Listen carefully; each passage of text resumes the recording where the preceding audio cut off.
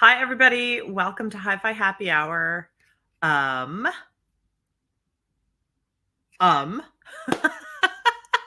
It's Friday. Can you believe it? What a wonderful, wonderful week it's been. Hope everybody has had a great week thus far.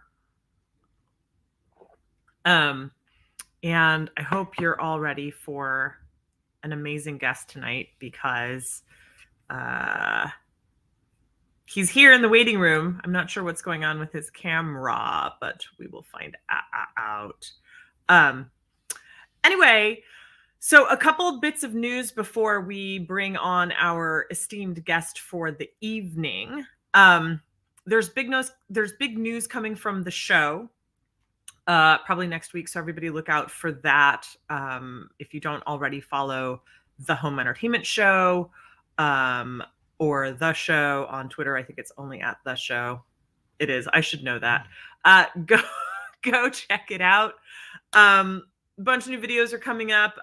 For those of you that saw my little reel that I put up today, yes, I got a delivery. And when there's a delivery, it means there's an unboxing. And wherever there's an unboxing, there's a Victoria sticking her nose where it don't belong. And so that video is being shot over the weekend. But tonight's guest, I want to get straight into it because he has been so kind as to make time for this because he's a very busy, important podcaster. And the way that I learned about him was actually trolling the audiophile postboards on Facebook, which those of you that know me know that I love to do that because I get to take the temperature of the industry and of the community. And I think he wrote something that was fairly it wasn't obnoxious, but it was definitely I think a lot of people got aggravated by it because it said something like modern music doesn't suck. And then sort of like he opened it to a dialogue. And anyway, I immediately saw that. Oh, I remember he said, why is it that most audiophiles nowadays think that modern music sucks?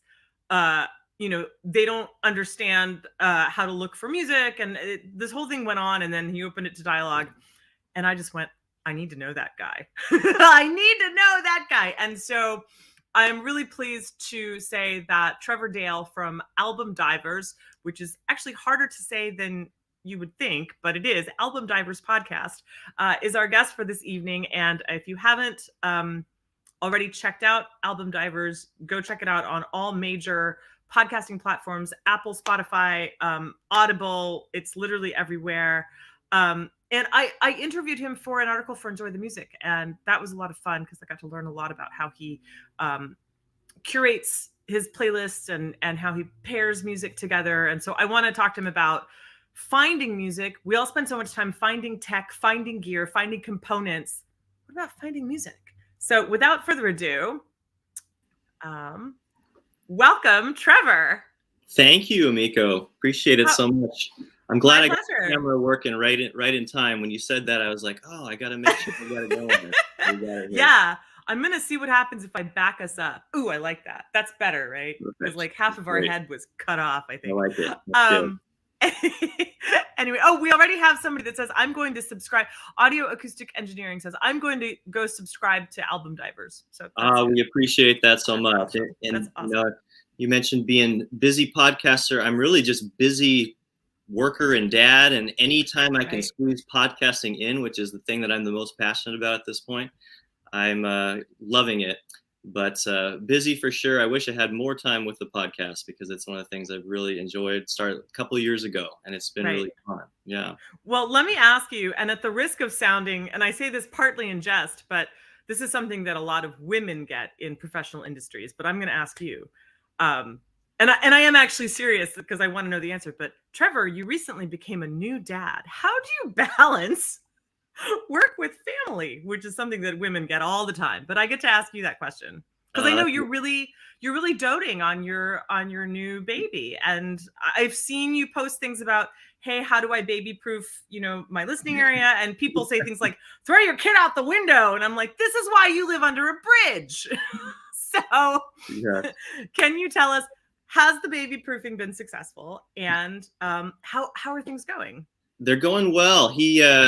I should be slightly just proud that he's even reaching for the audiophile stuff at all. So there's a part of me that's like, actually, I'm going to let him kind of reach for it. And if the tubes are a little too hot, he'll figure it out. But I'm trying to make sure that I also keep him safe. But no, yeah, we've been able to do that. And as far as just balancing stuff, man, it's ask me that every week, and I'll have a different answer. I'm figuring it out as I go, and it's a lot of teamwork. And we're fortunate enough we have an au pair that helps, so we can both work full time. And so I just handed baby off to her right before to help with bath time, and I'll jump in right after that. So it's just it's a juggling act, but it's worth it, and it's a lot of fun. Nice. Now this is sort of an opportunity to get really into a conversation about how music and the right kind of music can affect development. I mean, does your son enjoy listening to music with you, or is he just kind of like discovering his feet still? No, totally. And we noticed from a really young age, I've got this really beautiful video of him. He couldn't have been more than a month old, just like crying. And then I had some music playing through I have ridiculous, for a bedroom, I have better speakers than I probably should have. But it was, in this instance, perfect to see him just kind of stop crying and listen. And then just like 30 seconds of him just like looking up and blinking, and it's really, really fun to watch him do that. And of course, I've also had my share of Baby Shark and Old MacDonald and stuff creeping through my hi-fi system at this point too. So in high resolution. Oh my gosh! I didn't even think about that. I have to just let it happen right now and know that the Pink Floyd and the Dire Straits are coming in a few years. Right. Yeah. No, but that's good because it gives you an. We're about to hear some squeaking because Victoria has grabbed her Santa. And she is officially here with everybody. Say hi to Victoria's boyfriend. This is Santa. So if we hear squeaking, I apologize, because if I take it from her, she'll start barking. But what I was going to ask you was, let's talk about Album Divers and how it started, because it's grown into quite a thing now. And I'm curious that you tell everybody, how you came up with it, and also your partnership with your co-host, and how you curate the music, and what goes into all of that. Sure. Well, mute my mic. My day job is I'm actually a physical therapist, and I met my co-host at a conference, and we bonded over the profession and physical therapy, and we started talking beyond that, and we've never lived in the same area, but we just developed this friendship. And somewhere along the lines, we started noticing either on each other's Facebooks or maybe pictures or something that we both were music lovers. And it went from talking about physical therapy a lot to going, hey, check this band out. Do you know these guys? And I moved to San Francisco about 4 years ago now. And that's when I really started getting into listening to podcasts. And I found a few about music and some similar that really want to analyze and dive into music. And I kind of started thinking, I could do this. This is something that I could do. I'm listening and talking about music anyway to anybody that will listen, and annoying my friends. I might as well put a microphone in front of my mouth and see if anybody is willing to come along for a journey. And I thought who I might have in my life that is also interested in doing that, and thought of him. And so we started in January of 2020, and we try to, both of us with our busy schedules, we try to release something monthly, but we're kind of sporadic, sometimes more, sometimes less. And the other thing about it is, I think you joked about that post that I did. And yes, I think I was partially speaking out to maybe a stereotypical older audiophile that is kind of locked into their music. But I think I was also sort of, if I'm honest and doing some self-reflection, I think I was also yelling at the old man creeping into me as I get a little bit older, and realizing that as I get busier, have fallen into, I want to listen to something, but I don't know if I want to devote the time to really discovering something new. I'll go back and listen to something that I, in my childhood that I really enjoyed, or my coming of age years. And I didn't want that to happen. I want every single year of my life to be a time where I discover new music and really connect with new music. So we set out the purpose of the podcast was also to do that. And so we alternate every every month we do either something that's brand new, and it has to be this calendar year. So as we rolled over into 2022, we're looking at just what's been released thus far in January and February for our next one. And then the next one will either be something that's, a classic or something that's meant something to us. So it forces us to kind of keep that discovery, but also dive into some older classics that maybe we feel like we should know that we haven't. Sure. That's how it started. I've listened to quite a few of them now. Honestly, I haven't been through every single one yet. I don't blame you. We're long-winded for sure. You are. I mean, the cool thing is that your podcast average about an hour and 40-ish minutes, something like that. Right? And I think we've got a couple that dip into the 2.5. Yeah. Pet Sounds was a long one, I think, for sure. Yeah. But they're so in depth, and there's so much discovery, and there's so much perspective. Have you guys done one for the new music? Have you done one on independent artists? It depends, I guess, on what your definition of that. The answer is yes, for sure. We talked in one of our episodes about kind of what the definition of an indie music is as terms of a genre versus where it started as being actually an independent artist. Gotcha. Right. Are kind of classified as indie. The very first episode we ever did was a band that released an album in 2020 called Field Music, and they did a whole concept album about World War I that was really interesting, and 19 tracks, and it was it was quite a thing to dive into. I learned a lot about history just researching that article. Right. But we also, one of the exciting things about the podcast too is it's led us to the ability to connect with artists that maybe find us that are saying, hey, I like your podcast. I've got some music, check it out. Right. And there was a guy, kind of a singer-songwriter, folk artist that sent us some things, and we finally got around to listening to it. And both my co-host Shane and I were like, wow, we really like this. And what an interesting story. Somebody that's traveled all around the world, and his music's about that. So we had him on the podcast. He's an artist named Billy Shields. I'll see if I can tag him in this later because I'm sure he'd appreciate it. Sure. And that's been really fun too, just because he's, who knows where he'll go. But we really love to give a platform to that, and just loved his story and his music too. So it's opened doors like that for us as well that we never really imagined. Right. And that's one of the things that I found really spoke to me the first time I saw your post, which caused tremendous agita for many people that ride the bus for half price. It's interesting because I mean, I know you and I were joking about this sort of earlier today when we were sort of prepping and stuff, and it was like, oh, well, hopefully people will, take a listen to some good music or whatever. And the idea that we are locked into a certain finality when it comes to the music that we love, right? Respectively, individually, because it's tied to our experiences, or it's tied to our emotions or our chemistry or whatever it is a wonderful thing because it personalizes the music. But by the same token, it's very insular, isn't it? And it makes podcasts like yours, I think, so vital and so important, especially in the audiophile world where people are fervently committed to building their systems, building up their gear, building up the stuff to listen to what?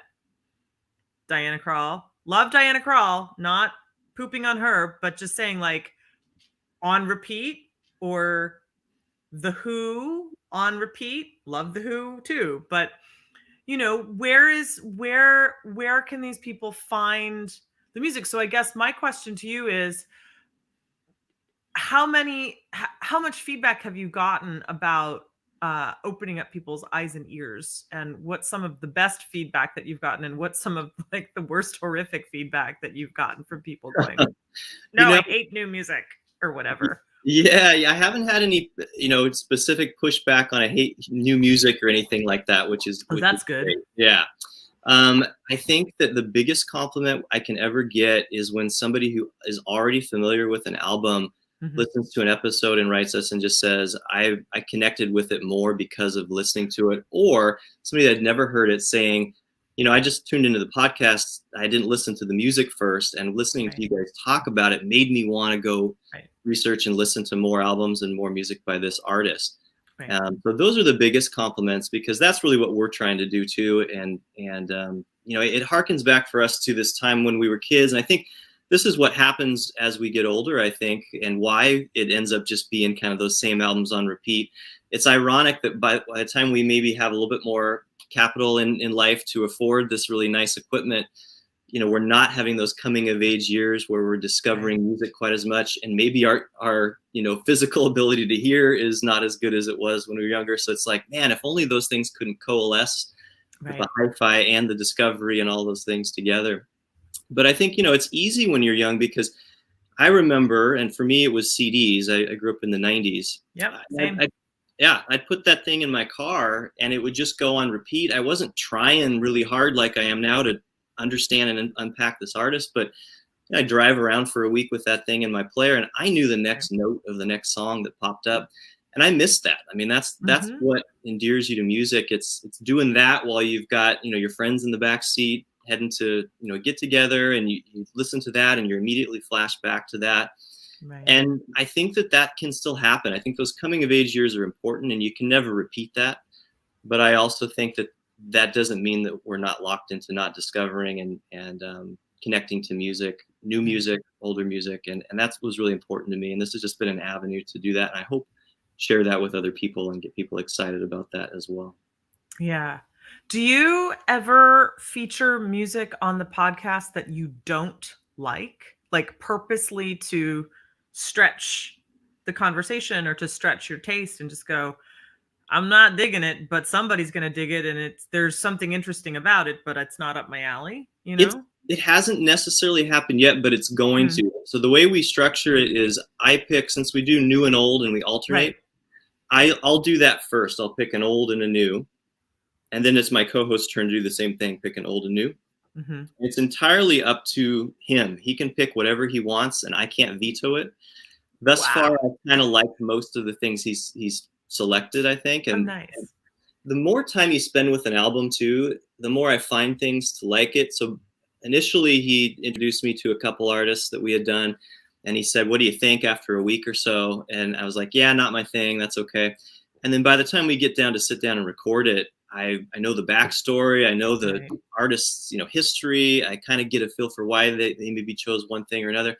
Before I know it, I'm like, okay, I'm kind of starting to dig this. I get this person. And I think that's what's important too, is like sitting with music a little while. Doesn't mean you're going to like everything, but it does expand. I mean, one of the things we do at the end of each year, and we've just done a couple of years, but we pick 5 albums each and do kind of a best of the rest episode. I listened to that one today, as a matter of fact. Best of 2021, yes. And this last year especially, it really expanded my horizons, I think, just because I've been listening to a lot of things and been surprised about the fact that, when I listen a little longer, I kind of elements of things that connect me to music, I end up finding in genres that I didn't initially think I was excited about. So I had an R&B artist on there. I'm not typically gravitating toward that. Kind of a more post-punk band that I discovered that really liked, that maybe I wouldn't have gravitated towards to begin with. So it's expanded my horizons. I think it's only a matter of time before, despite as long as I commit to something, I kind of go, okay, for whatever reason, I just couldn't connect to this. That'll be a fun one to record when we sit down and do a full episode on it. But so far, it's only been deepening my love for that particular music when we've picked an artist. Well, that's an interesting thing to sort of unpack, because I think a lot of, and we're in the same groups, right? And we sort of sit there and face palm simultaneously, go, oh no, he didn't just post. Why did he say that? Right. And then 1,400 comments show up about what a troll somebody is. But one of the things that I've noticed is that there are quite a few, and I'm not saying everybody, but quite a few audiophiles in these groups that have very short ropes and leashes when it comes to their desire for either musical diversity or their tolerance or whatever it is.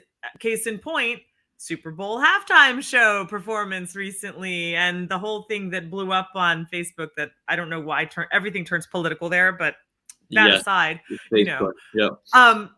so what can you say to folks that are so fervently not against, but they're resistant to the idea of letting the music sink in and sort of change them, right?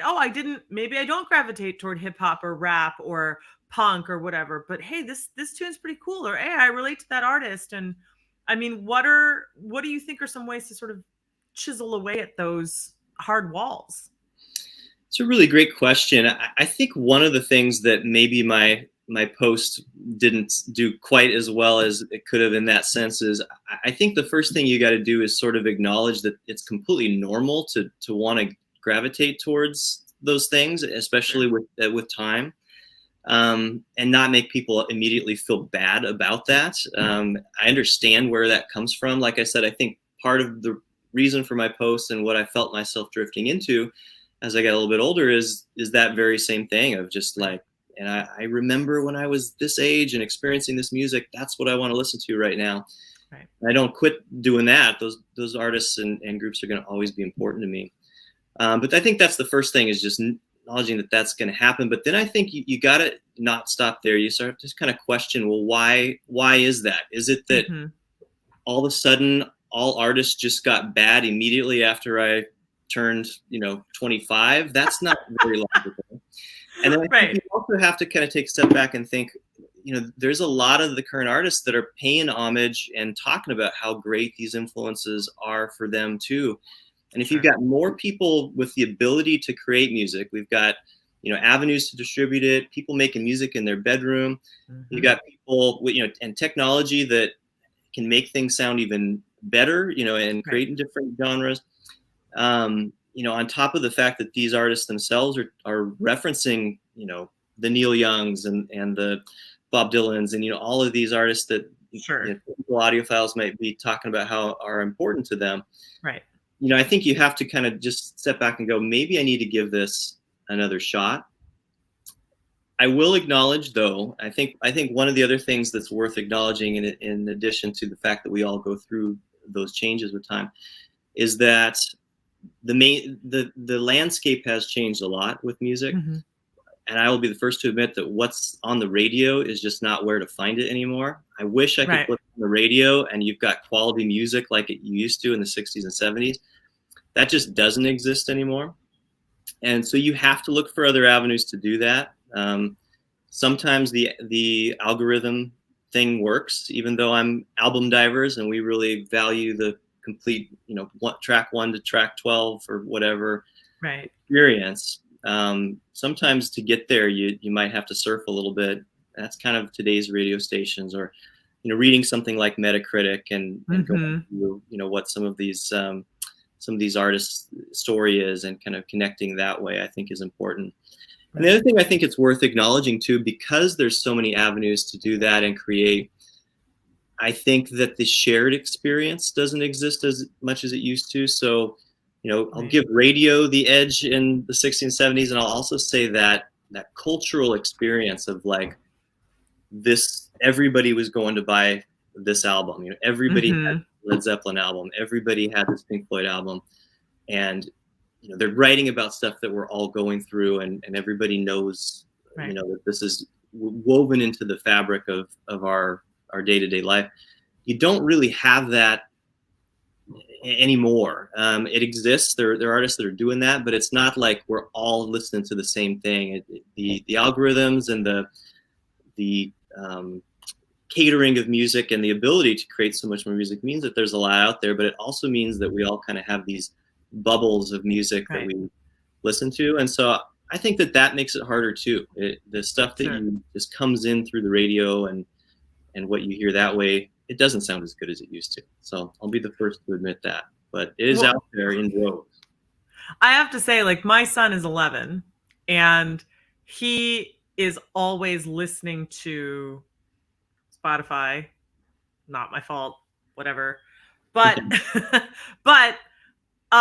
he's got a fairly diverse, like his favorite playlist has everything from Queen to Eminem to the Rolling Stones to Elton John on it, and he's got Katy Perry and he's got Adele. I mean, he's got really a lot of stuff on there. But I listen to the music that he listens to now, right? Not just the stuff that I know, but the stuff that he listens to. And occasionally he sees me doing the mother thing. Well, you're going to do it too in a few years. I hate to tell you, that sort of like the eyes glaze over and you go, great. interesting lyrics, and the beat is that's all there is, right? Yeah. And he turned to me one day and he goes, when you make that face, you look like grandma. And I remember my mother doing that to me when I was listening to stuff. And I think back to what I was listening to, and I was listening to everything from Bad English to Green Day to Nelly Furtado to White Lion to Aerosmith to Lenny Kravitz to you name it. I was listening to, right? Crisscross. I mean, you name it, I had it. And that was the look on my mom's face. And I'm going, yeah, but wait a minute, that was music. Like, there was a melody, there were like instruments, there was a producer, there, it wasn't like a band in a box. It was, they went into a session and they played their instruments. And my mother thought it was garbage. She thought it was garbage, for lack of a better term. And here I am doing the same thing to my son. And I thought, oh no. So I did try to listen to some of that music, and some of it I liked and some of it I didn't. But I asked him, I said, where do you get your music? Like, where do you find it? And I thought he was going to say Spotify, and he didn't. He said TikTok and Instagram. Interesting. So which is really interesting, because that's where I find all the artists that I work with is on social. I don't even go through traditional channels anymore because there's no point. So I want to know where you do your curating and how you aggregate the new stuff. And by what, do you use a specific platform? Are you like Spotify and you go through song by song, or what's your process for that? I've got the title rune combination, so you can do the rune radio, which I think is great. So sometimes I'll put an artist on that I'm interested in, and something else will pop up in that same vein.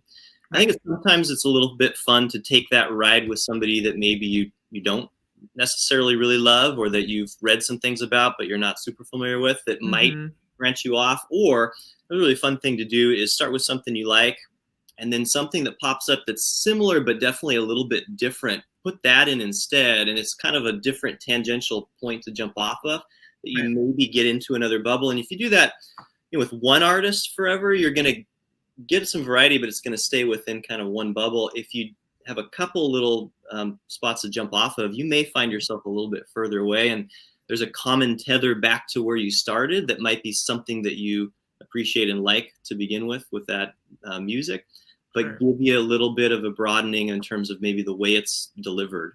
So that's a fun ride sometimes. I like to do that in the background while I'm keeping one eye on the baby and trying to cook. Right. And then, I do read. Unfortunately, I've got a long BART ride to work. And I use that a lot to do some research, either for an artist that we're doing on a podcast or just try to find new music. I mentioned Metacritic. I like to kind of start there. But I have tried to do a little bit more on the listening side before the reading side since doing the podcast, because I think I do tend to gravitate toward a particular type of music. I really like lyrics a lot, and we talk a lot about what the meaning of songs are in our episodes, and how it speaks to us.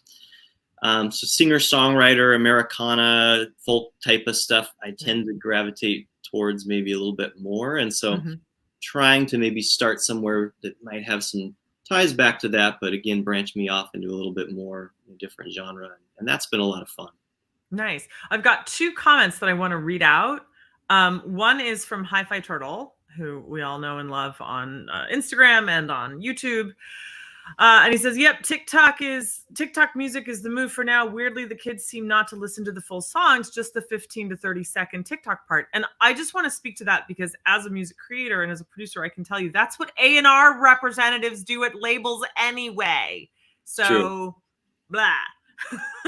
So, but, and I will say this, for whatever it's worth, it's interesting that trend is happening with younger people, with the kids, because it is, I think, Trevor, our generation and the generation or sons before us that have said music has gotten boring. It's all sort of the same cookie cutter style thing. And the reason for that actually is because the A&R directors and the departments at labels said, 4 minutes is just too long to be on the radio. If it's 3:35, it's too long. It's got to be 3:20 or less. It's got to be 120 BPM. It's got to be this. It's got to be that.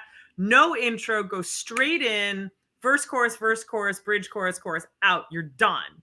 And so there is a formula. And now what's happened is social media has brought that forward to the kids. So we've almost sort of cut out the A&R directors completely and just given it straight to the people, which is interesting because then what's trending is really how much use it's getting, right? So that's also an interesting thing. The question, somebody asked the question, by the way, if you're watching this on Facebook, StreamYard doesn't show your name unless you give the permissions through Facebook to show your name. So Facebook user, I'm sorry, whoever you are, I'm not using your name. I'm sure I would wants to know, which artist did you research the most? That's a good question. Oh, that's a great question. Well, I mentioned the Pet Sounds episode. I think I realized the gravity of picking an album that was that has that much history, and I picked it partially because I thought this is an album I should know better. Right. My dad did a great job introducing me to a lot of albums from the 60s and 70s.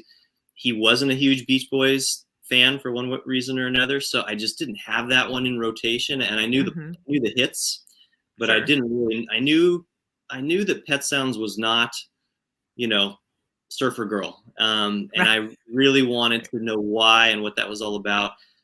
So I watched. Oh God, what's the movie? Love and Mercy, and read a bunch of stuff. There's the. I'm trying to think of the name of those. Are they called? There's little books on albums. I want to say they're called like 45 or 30. I'm trying to remember what they're called, but different people will be writers for these different books on different albums. Right. Yeah. And I'll think of it right after I get off, I'm sure. But that was really informative. So that's probably the one I spent the most time learning and reading about, just because I knew that demanded a lot of attention. I wanted to make sure I did that. And so how important do you think research, let me rephrase that. Let me back that up.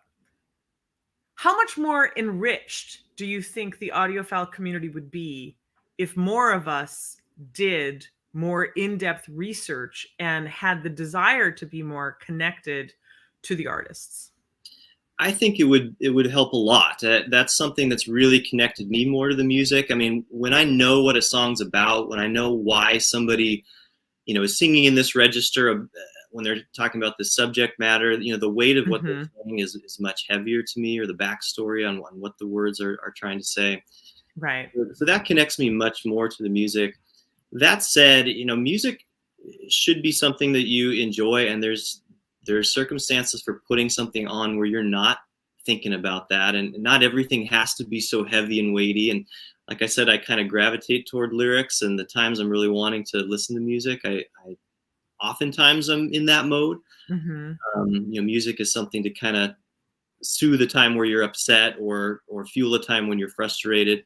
Right. But I think it's also okay to have music on in the background too, and it's okay to just put something on that you just like the sound of. I think music should be all of those things. So as much as the podcast is dedicated toward that type of music absorption, I can't help it. I like some bubblegummy stuff every once in a while too, for the right timings, and I think that's totally okay. And I wouldn't criticize that. But yeah, I also really encourage people to make that connection, especially with somebody that you already like the sound of. Kind of dive into, why do I love this? What is speaking me so much about this? Right. And it just enriches it much more, I think, to learn those backstories. Sure. Let me ask you a question that I don't normally get to ask my guests. So forgive me, but also it should be asked because this is a dialogue that needs to be had in the community. How does it feel for you to be a young person, which also means I'm a young person? Yay for me. How does it feel to be a young person in the community and in the industry? See, I just like this because I feel like the HiFi community is the only time I get to be called a young person at this point. Right? I know. Yeah. Absolutely. It's I love, HiFi is something that I have been really involved with and excited about for probably over a decade now. But I remember the first time I really just noticed music coming out of a really, really well constructed system. Mm-hmm. I was at a New Year's party with a buddy of mine, and they had just gotten a new place in Seattle overlooking you could see the Space Needle, and Ooh, nice. when midnight hit, fireworks were going off and lighting up the room, and we turned the lights down, and he cranked the music up, and I think he had like Boston or something like that on. I mean, it was just kind of like just fun, and I just remember like going, I have never loved this song until right now as much as I do. And so at the end of the day, it was about connecting to the music, and that's what the HiFi community, I hope, is what is important for most people. I know the joke is that HiFi people listen to the equipment, not the music, but that was never the case for me. It was always about listening to the music more, and so that's what the podcast is for me too. It's a way to connect to the music more, Sure. just like HiFi does. So, but it makes me a little bit sad, I guess, in a way, to be considered a young person in this, because I know everybody wants to connect to music no matter what age they are. Maybe their music tastes are different, but I think that universality is that we all want to connect. Music is something that connects us. And I think HiFi can be that. And to be, in my late 30s and to be considered a young person, I think that's too bad. I think it's a great avenue to connect to music, and I hope that more younger people can recognize it as that. I do think that it's not always the most welcome community, and maybe that was part of my comment with that. Something like, how do you expect the next generation to jump on board when you're sitting there insulting their music right and left? Right. Yes. Do you want to be a part of this anymore? Right. So that might have been part of my criticism. So yeah, it feels good to be a part of the community. I love HiFi, and I love audiophile and all of these things, but really I love music, and I'm hoping that that's something that can continue. I hope there's more 15, 16, 17-year-olds getting involved with it for that reason. Well, let's talk about that, because one of the things that I know is a big point of contention in the community is the entry points for experiencing an elevated listening opportunity, right? So from your perspective, I mean, you have Tidal and you have Rune, and just can you tell us a little bit about your system? I know you have a couple, but like the one that you sent photos of for the Enjoy the Music article. Sure. Yeah, I've got some Klipsch Forte 3 speakers, and I fell in love with those because I had a buddy who's a little older than me that was really into HiFi. He had this room that he rented out just for music, and we'd come over at like 10 o'clock on a Friday night and just stay there till 3 a.m, listen to records. And he had their big brother, the Cornwalls.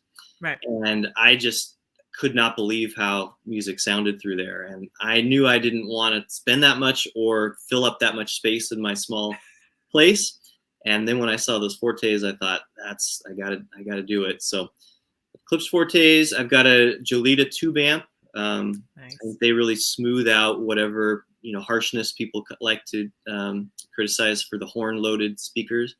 I like the sound of them, especially paired with that tube amp. Mm-hmm.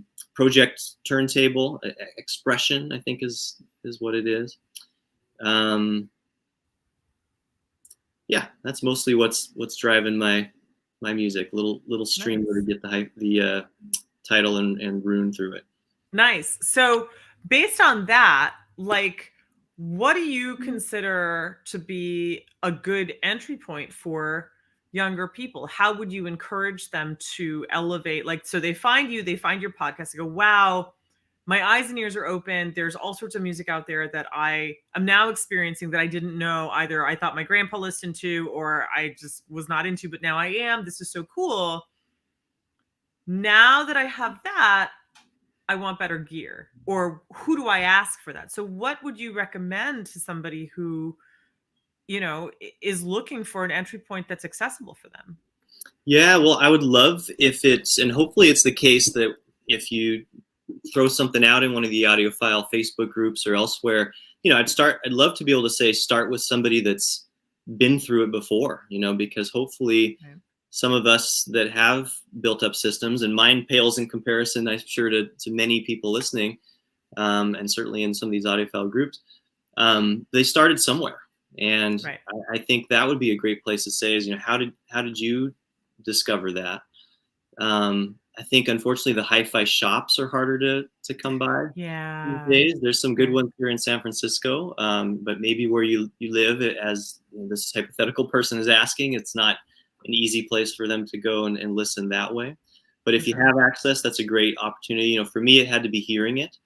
I didn't really think it was that big a deal to notice difference until I heard a song I heard 1,000 times through a perfectly set up system, and went, wow, I'm hearing stuff I've never heard before. So being able to experience it, whether that's through somebody that's been there already, or if you're lucky enough to have an avenue to sit down and listen.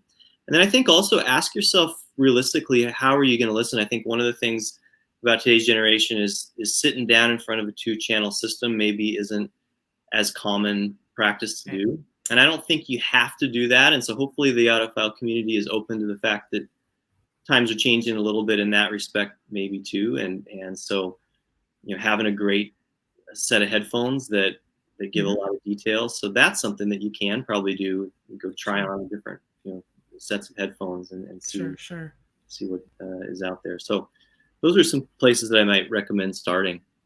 Nice. I just had a conversation yesterday with I'll just say a colleague of mine who wrote a book and has another book coming out about hi-fi. Everybody stay tuned for that, because he's going to be a guest on Hi-Fi Happy Hour too. And he said to me, he goes, full disclosure, when I do my lectures, he does these book tours and stuff. He goes, when I do my lectures and they ask me to play music, I use a Crosley. And I said, why full disclosure? And he goes, because I know Crosley is the devil of the audiophile world. And I went, yeah, I mean, I get that. But what I have noticed is that there's such a resurgence, or I think a further surgence, of vinyl and CDs too. And now, like, Victrola won a couple awards at CES for like the best new innovative technology for audio and music, and like these portable record players, but now they're Bluetooth and rechargeable, and you can take them in your car. And I was talking to the CEO, and he said, well, yeah, if you want to listen in your car and you want to listen to vinyl, you got this. And I went, smooth, dig it, right? Yeah. So hopefully the audiophile community will open its heart and its eyes and its mind to the idea that, look, it's an entry point. Is it the best thing? No. Is it the worst thing in the world? Absolutely not. Does it get somebody interested in the hobby and interested in connecting? Yes. Then welcome, right? Pretty simple. Yeah. So my fingers are crossed. Excuse me. I wanted to ask you, have you had any features on, I tried to look for it, but I couldn't find, maybe it doesn't exist. Maybe you haven't done it yet, but any shows where you feature music specifically not in English? We haven't. That really speaks to you, like a foreign artist that just really, you're like, whoa, I don't know what they're saying, but this is so cool, Yeah, it hasn't happened yet. We did have somebody on that makes just instrumental music.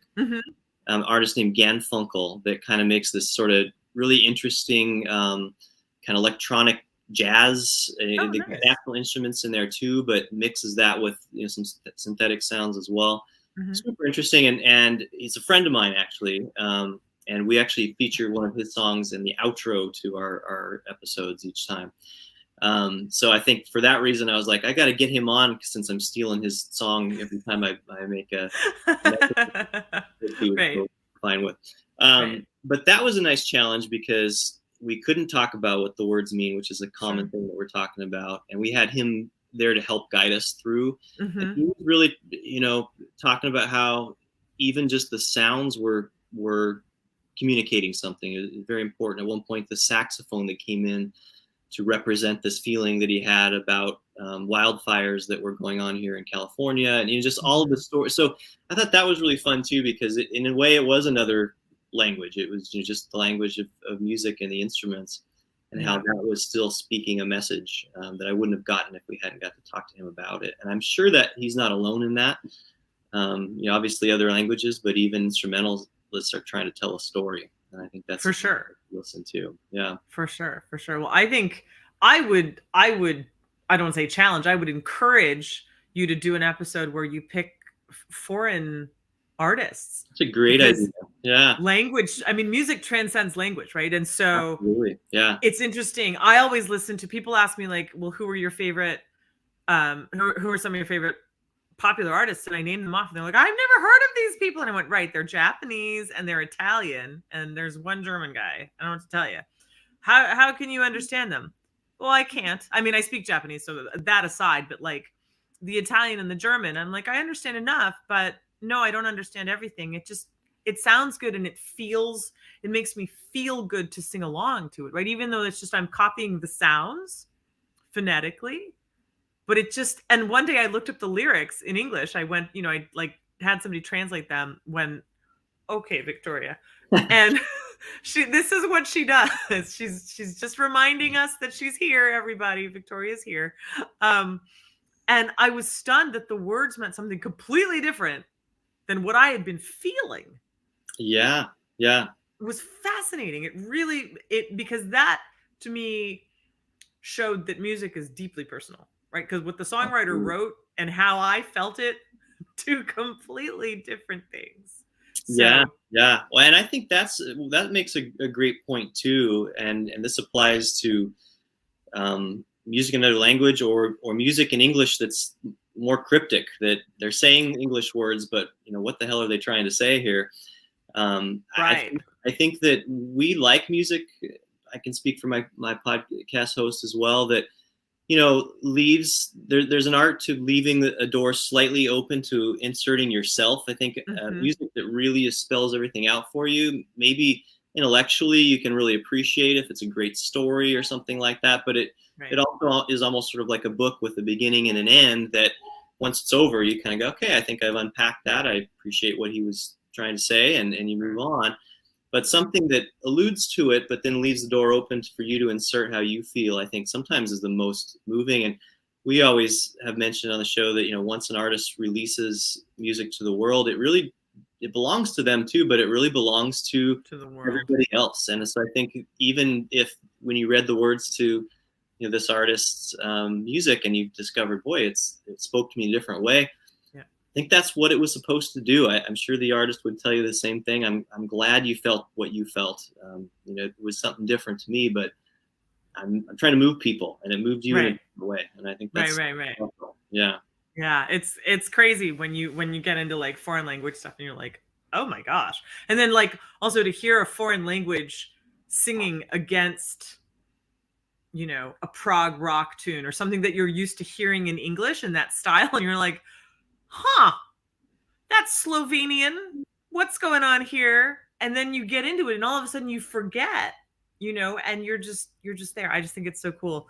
I would love to know, you don't have to name an artist specifically because we're not about bashing here, but has there been an instance where you've been researching for the podcast or just listening for your own enjoyment and you've come across something that really did not speak to you and you ran screaming in the other direction? And if so, what was the thing that evoked that and why? Great question. Yeah. And I think, for most artists, as I mentioned before, that I maybe initially have that reaction to want to not listen to. And I think part of what's been good about the podcast is before I would run in the other direction and never come back. Now, especially if it's a selection by my co-host, I'm not allowed to do that. I at least have to sit with this album, and sometimes it's a whole month before we get to the microphone, where I'm like, okay, I'm going to be listening to this for a month. But most of the time, I've found something that I actually can appreciate about it. There are certainly artists that I just can't do that with. I guess if I had to think of maybe what a common thread would be to that, it just maybe sounds a little bit like they're trying to, it's a delicate balance between paying homage to something else and maybe trying to rip it off or do the exact same thing and not really put their own personal spin on it. Sure. And if I feel like it's a blatant copy of something else, a copy of a copy of a copy is going to be degraded in terms of quality over time. Right. And so sometimes I get a sense it's like, okay, this is a copy of a copy of a copy of David Bowie or something like that, where it's like, can't listen to this because all I want to hear is David Bowie now, who would do this much, much better. Right. So if something's unique and it's its own thing, even if it's not like something I would have listened to in the past, sometimes I can find something really to like about it time. But I think if it's similar enough that they're not inserting any of their own personal, skill involved with that, that's probably something where as much as I tried, I just couldn't connect with it. It just made me want to go back to what I think is a better version of this. Right. Gotcha. It's a deep thing what you're doing. Have you ever considered bringing the Album Divers podcast to a live stream version where people can participate with you? I mean, I know scheduling and stuff is tricky for you guys, but is that something that's on the table possibly maybe for the future? It's a good question. The way we do it right now is the stupidest way ever, where we sit there on the microphones for way, way too long. And then I try to edit out all the stuff that really is us just kind of shooting the breeze and going off on tangents. And then I go in and I insert little music clips around what we're talking about to make it, dictate more what we're trying to say.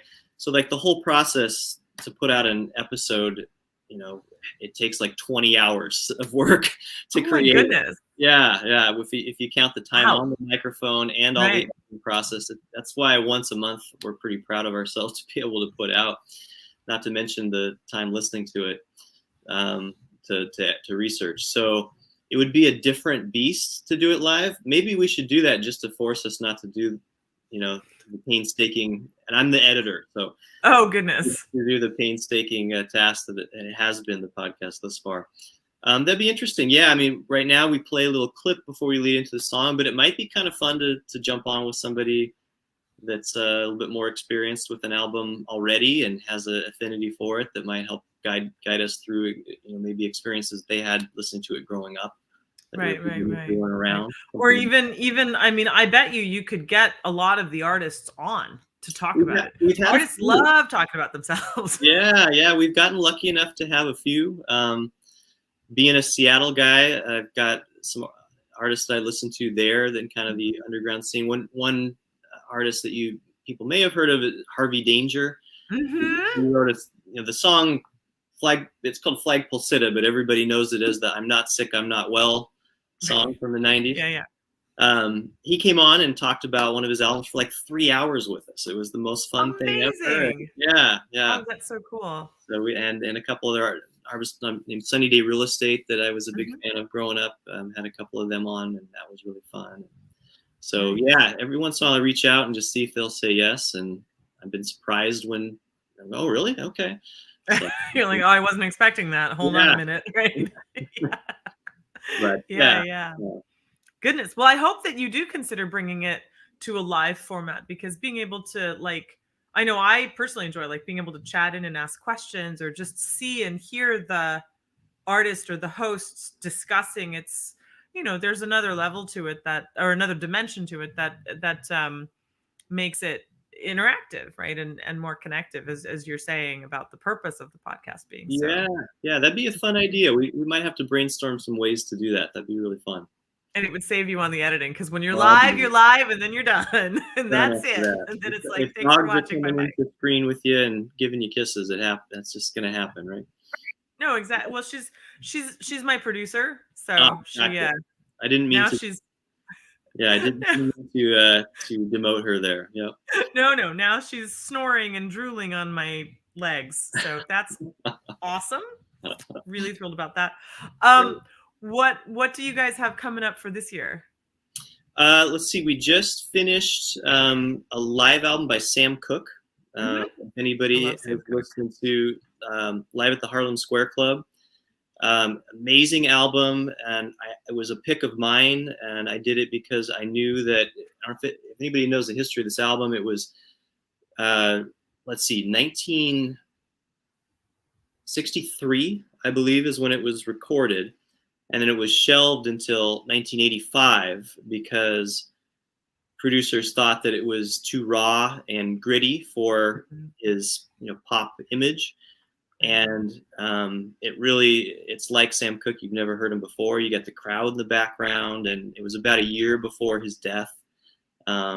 And so just, I think, a really special album. We hadn't done a live album up until that point, and I think I kind of pushed against it because I thought, an album is something that you think about the order of and how the artist was wanting to put things in this order, and it's a particular period of their life. And live album isn't anything of those, so I didn't think it would really worthy of that same format. Mm-hmm. But this was a special exception, I thought, just because it really told his story, I think, more than even his studio albums did. And then I'll say it on this for the first time. We haven't mentioned what we're going to do for our new one. There's a artist named Aurora that we released an album this year, and I'm forgetting the name of all of a sudden, but that's the one that we just started to do some research on. I think we're going to pick that for our next one. She's kind of an art pop sort of style, maybe a little bit of Bjork, a little bit of Kate Bush. Nice. I think of who else to kind of compare to in there, but kind of seemed exciting. Somebody I hadn't experienced, so a good example of one that I hadn't listened to before, picking something for the podcast. So that's what we have coming up. Very cool. And last question before we wrap. How, I know you listen to vinyl, but you also stream, and there's a nice balance in your household. How important do you feel an album is, given streaming culture is so prevalent? Not that there's anything wrong with streaming, but like, how important do you feel, or what do you feel an album in its entirety has to offer, and why should people pay attention to albums and keep that alive? Yeah, that was really important to us. The album format is very important to my history of love and music. I do think it tells a particular story of this, person's life in this phase and what they were going through. And I don't know, there's just something special, again, about the order of songs and kind of thinking about, this one's going to lead into this one. And when you throw in the vinyl component to that, having this song end this half and before we flip it over, and what that is going to feel like. Right. To me, there's just something special about it.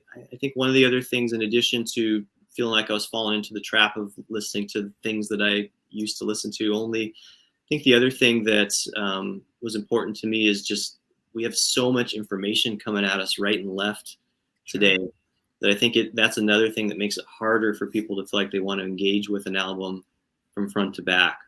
Right. And there's something about just turning off technology, and that's why I love vinyl. It forces you to listen to it in that order, and putting it doesn't. I am a needle mover. You can try. Yeah. I know exactly where to move certain ones on certain records. Believe me, I'm a needle mover. You're more talented than I am. But, yeah. No, I'm obsessed. That's the problem. But something for me about just kind of knowing that, like, this is going to start, play till the end and then flip it over. I think there's something that's special about that kind of constraint. I think that FOMO of kind of wanting to skip to the next thing, or the scrolling on TikTok, and listening to, like you said, just a few seconds of the song, you lose something from that. And it's easy to do it. I can be an advocate all I want of how important that is, and be the first to admit that I am mindlessly doing that stuff like everybody else is in 2022. So This is a way to force me to at least have a component of my life that doesn't have that. And I've found that it's always very rewarding. So there's a meditative component to an album, in addition to the historical and the artist connection that I think is important. Amen to that. Daniel Colley wrote in, he said, if you only hear one sentence of a paragraph, then how can you understand the whole story?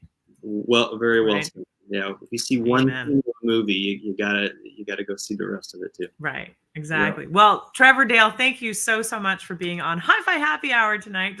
I'm so glad we finally got a chance to do this. We've been talking about it for a while. I appreciate it so much.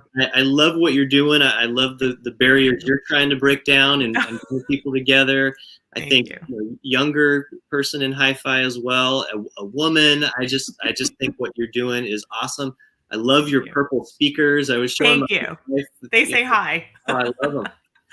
I mentioned what I'm doing. I said, this is such a cool thing that you're doing. And I think this is the type of stuff that we need more of. And I hope the audiophile community is welcoming, in ways that this is the type of stuff that helps it become that. And I'm just so honored to be a part of it. And thank you for letting me talk about Album Divers. Absolutely. Everybody, please go subscribe, find, like, follow, download, whatever you do on whatever platform for podcasting, whichever one you choose. Go find Album Divers if you haven't already, and just start grabbing those podcasts, because truly they're amazing. And we should all show our support, not just to Trevor and his co-host and to the podcast, but also to the artists that you're bringing into the forefront of these conversations. So thank you very much, Trevor, for taking the hour to be with us. We really, really appreciate your time, and all of your knowledge and your stories are very cool. My pleasure, 100%. Thank you so much. Thank you. So stay tuned, everybody. Next week, when we're back to 6 p.m. Pacific, 9 p.m. Eastern, everybody else do your time zone math. My guest is none other than Jim DeSteele, who is from Reference Components, the U.S. distributor of Zingali Acoustics. And believe me, you're going to want to stay tuned for what Jim has to say, because he has a lot of jokes and he does a very funny Inspector Clouseau impression.